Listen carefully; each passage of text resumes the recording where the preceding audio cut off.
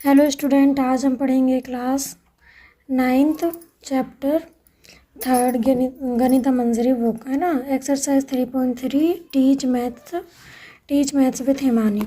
Question number 5 हमने इसके पहले वाली वीडियो में पढ़ा है। जिसने नहीं पढ़ा हो तो पहले पढ़ लेना। उसके बाद ये है हमारा क्वेश्चन नंबर 6।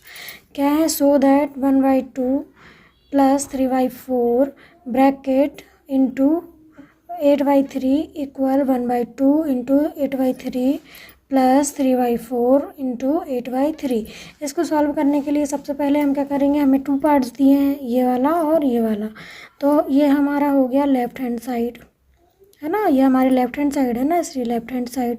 ये वाला पार्ट हो गया राइट हैंड साइड। ठीक है, अब हम इसको 2 पार्ट्स में सॉल्व करेंगे। सबसे पहले यहाँ पे लिखेंगे LHS, राइट हैंड साइड वाला पार्ट लेने पर इक्वल आएगा 1/2 + 3/4 ब्रैकेट इंटू 8/3। ठीक है, अब हम क्या करेंगे, पहले ब्रैकेट सॉल्व करते हैं। हमें पता है क्या है, बोर्ड मास लॉ। बोर्ड मास लॉ में क्या होता है, पहले ब्रैकेट होता है ना, सभी को पता है। पहले ब्रैकेट करना पड़ता है। सबसे पहले कौन सा ब्रैकेट सॉल्व करेंगे, बड़ा वाला, फिर उसके बाद करली, फिर उसके बाद स्मॉल ब्रैकेट, फिर O मतलब होता है ऑफ, ऑफ मतलब मल्टीप्लाई ही होता है, D मतलब होता है डिवाइड, है ना, डिवाइड, फिर M मतलब होता है मल्टीप्लाई, मल्टीपल। ठीक है, तो मल्टीपल यानी कि मल्टीप्लाई करना है। A मतलब होता है एडिशन, ऐड, और S मतलब होता है सब्सट्रैक्शन, मतलब माइनस। तो हमें ये वाले क्वेश्चन सॉल्व करने के लिए पहले बॉडमास रूल पता होना चाहिए। पहले क्या होता है, V से ब्रैकेट में सबसे पहले ये वाला ब्रैकेट सॉल्व होगा, बिग ब्रैकेट, फिर करली ब्रैकेट, फिर स्मॉल ब्रैकेट। ठीक है, फिर होता है O मतलब ऑफ पहले ऑफ सॉल्व करते हैं, जहाँ भी ऑफ लिखा है तो ऑफ की जगह में मल्टीप्लाई आ जाता है। D मतलब डिवाइड होता है, M मतलब मल्टीप्लाई, A मतलब एडिशन और S मतलब सब्सट्रैक्शन। ठीक है, तो यहाँ पे देखो सबसे पहले ये वाले क्वेश्चन में क्या लगा हुआ है, ब्रैकेट दिख रहा है हमें, बोर्ड मास में ब्रैकेट दिख रहा है, तो ब्रैकेट सॉल्व करेंगे। ब्रैकेट सॉल्व करने के लिए क्या बताया था मैंने, क्रॉस मल्टीप्लाई रूल।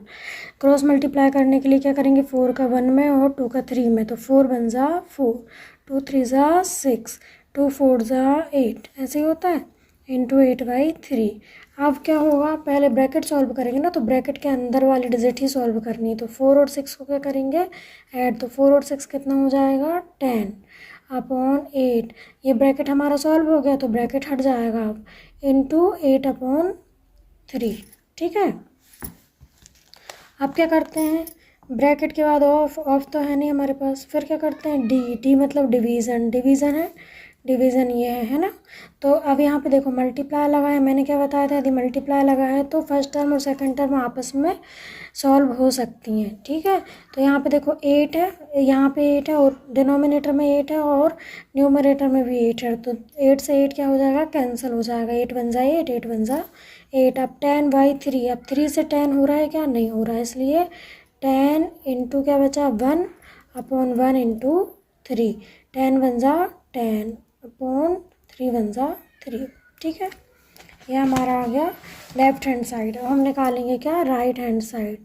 तो राइट हैंड साइड के लिए हमारे पास क्या दिया है क्वेश्चन, ये है ना, इसको लिखेंगे 1/2 इंटू 8/3 + 3/4 इंटू 8/3।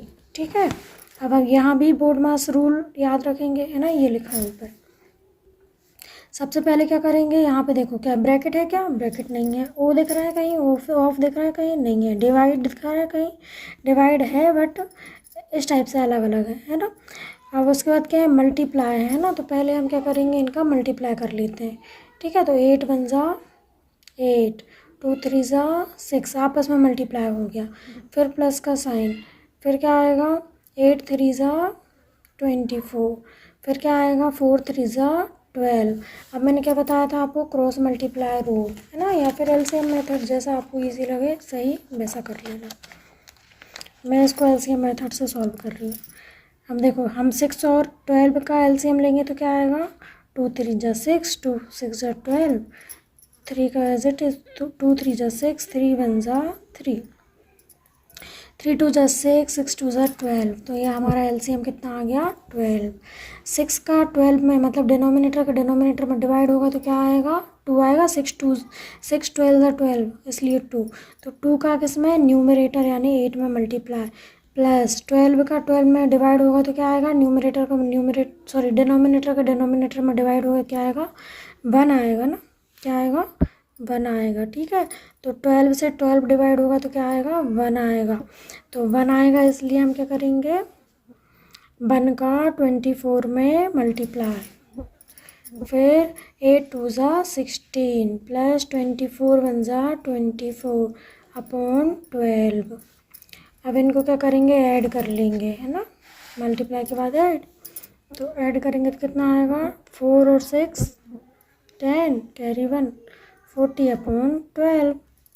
अब इसको हम और सॉल्व कर सकते हैं ना, 2 से करो 2 6 जा 12, 2 2 जा 4 0, 2 3 जा 6, 2 1 जा 2 0, कितना आ गया हमारे पास 10 अपॉन 3। तो यहाँ पे देखो लेफ्ट हैंड साइड इक्वल आ गया राइट हैंड साइड, यही तो हमको शो करना था कि 10 अपॉन 3 इक्वल है 10 अपॉन 3 के। तो यहाँ पे लिख देंगे हम प्रूफ दैट, है ना। Thank you. यदि आपको मेरा पढ़ाना अच्छा लगता है और मेरा तरीका आपको पसंद आ रहा है पढ़ाने का तो प्लीज़ मेरे चैनल को लाइक करें, सब्सक्राइब करें, मेरे चैनल को लाइक करें, सब्सक्राइब करें तो अपने दोस्तों के साथ शेयर करें। Thank you.